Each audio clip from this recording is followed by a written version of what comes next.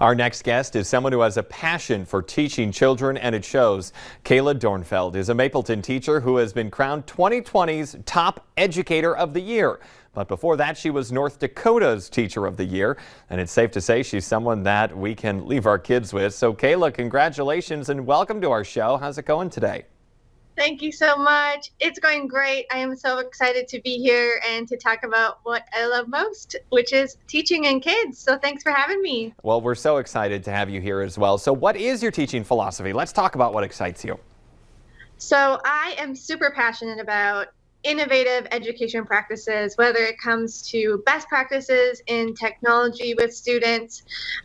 Classroom design is another passion of mine, and also strong relationships as the really foundation of successful classrooms. And so those are really three things that I'm really passionate about, especially when it comes to relationships with kids and making sure that they know that their teacher loves them, because I believe that kids learn best from teachers that love them and when they know that they love their teacher too. And so it has been such a journey. This is my 14th year of teaching, and a lot has changed in 14 years, but those three things for sure have stayed the same. Yeah, and we just showed a picture of you and the state superintendent and the governor of North Dakota when you won your award. Right there's that picture again.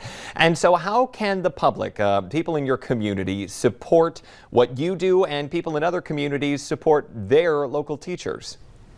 Oh, that's a great question. So I think more than ever, teachers are stepping up, and we are teaching in a pandemic. And some of us are in person, some of us are hybrid teaching, some of us are magic superheroes who are teaching in person and also online at the same time. And I think, honestly, the best thing that parents and communities can do is just tell their teachers, thank you, we see you, we appreciate the work that you're doing. And partner with them and cheer for them, because teachers are in this because they love kids and because they want to make a difference for the world and for the future. And a lot of that support, even just a text message from a family member or parent that just says like, thanks for loving my student, or thanks for that amazing lesson, or like just thanks for showing up and doing this in a pandemic, can make such a big difference for teacher morale and teacher retention, actually, not only in North Dakota, but across the United States. And so I know a few people who are teachers, and I've heard that this year is rough. It has been very difficult. What are kind of some of the most difficult things that you've had to encounter and overcome this past year? Geez, so I think, first of all, taking time for myself, because we know that you can't pour from an empty cup, and all day long I pour into kindergartners in this classroom. And I was realizing I was just really burning out at night. I was tired. I wasn't my best self. And so taking time for whatever it is that you need for some self-care, whether it's spiritual or going for a walk, getting some exercise, getting those endorphins going, definitely that has been something that has been not just a focus for me, but actually a focus for teachers across the United States. And when I'm not teaching in my kindergarten classroom, I also travel. I used to travel all around the world speaking to teachers, and now I do it from my house. But that's a number one requested session right now, is talking about self-care for teachers and what that means and why that's important.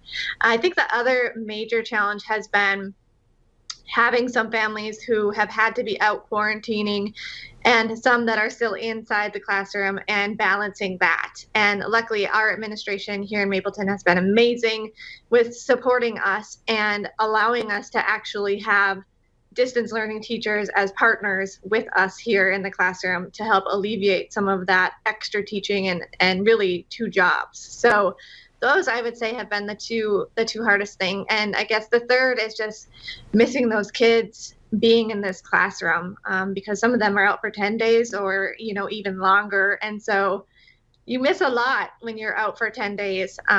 And while distance learning is a great option, it's not the same as, being right here, right next to me in the classroom. Yeah, I think everyone can understand that distance learning just isn't the same, although sometimes it's the best that we can do with what we're given. Exactly. But Going off of, you also, besides inspiring young children, you volunteer with St. Jude's. I know that's a part of what you do. And I believe that there is a trike-a-thon coming up. Now, is that involved with St. Jude's or another one of your passions? Yes, so I was asked to partner with St. Jude. I have a business also, which I mentioned earlier, which is like my speaking and authoring books. And that's called Top Dog Teaching. That's also my blog and my social media. And I partnered with St. Jude Hospital right in Memphis there. And they named me the 2021 Youth Volunteer of the Year, which was just completely unexpected. When I partnered with St. Jude, it was just an act of service, right? To just help families in need. And really one cool thing about St. Jude is they have increased the survivability of cancer patients who are kids. I think over 50% since they first started. Now it's up to like 80% survival, and no family member ever has to pay a bill when they go to St. Jude's. And it's basically because of so many fundraising efforts. And so working with St. Jude, I provide curriculum for their teachers.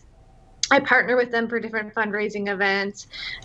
And one of the things that's coming up in Mapleton in May is going to be a trike-a-thon where we raise money for St. Jude patients while also educating our youngest learners here about bike safety and traffic safety. And so we will have a huge celebration trike-a-thon in May when hopefully there's no more snow and the weather's nice. We are all crossing our fingers for no more snow during that time. But Kayla, I'm being told that we have to go, but thank you for everything that you do, teaching future leaders and the people who are take over this country. So from all of us here, thank you. Thank you so much. Thanks for your time.